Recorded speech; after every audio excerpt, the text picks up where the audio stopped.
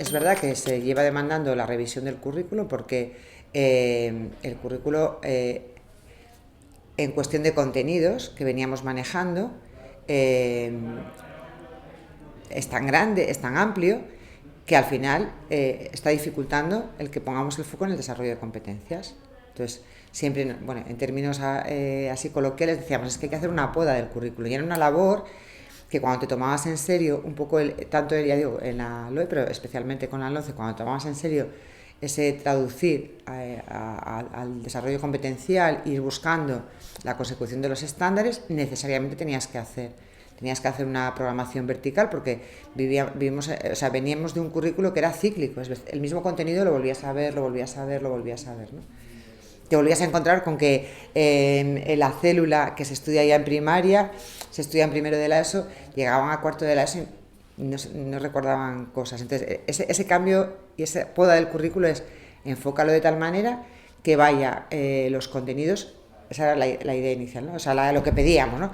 Que los contenidos sencillamente le sirvan al alumno para poder ir resolviendo aquello que le permite desarrollar competencias.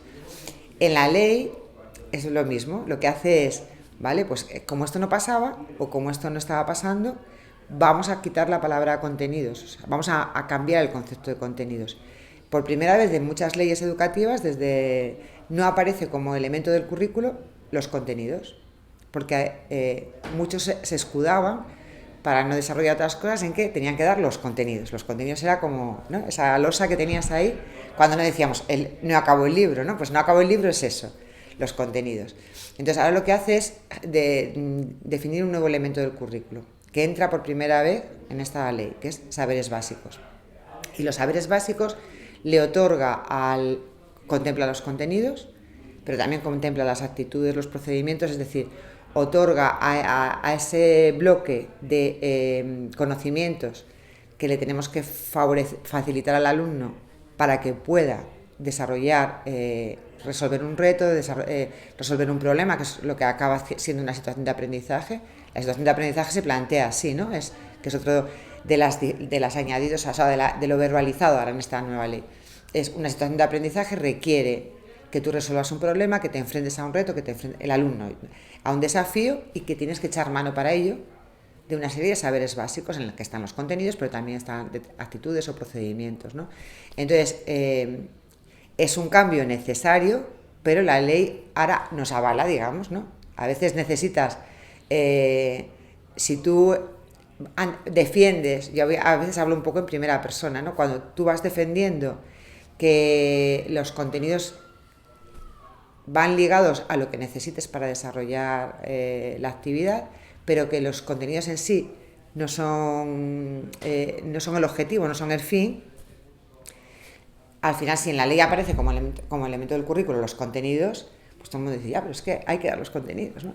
Bueno, pues ahora ya dice, bueno, puedes decir, ahora ya no es los contenidos los que tienes que dar, es los saberes básicos. Es un concepto mucho más amplio y más flexible, te permite flexibilidad. Y cada ley de estas últimas que hemos ido citando, ¿no? La LOE, la LONCE, la LONLOE, desde mi punto de vista, o por lo menos yo rescato esos conceptos, me asegura que si yo consigo entender lo que es cada cosa, me abre las puertas y me quita corsés para que yo pueda poner el foco de verdad en el aprendizaje del alumno. Ya no tengo que ser los contenidos tal, ya no tiene que ser siempre unidad 1, unidad 2, ya no tiene sino que ahora ya yo tengo que diseñar aquello que mi alumno le va a permitir desarrollar competencias. ¿Sí?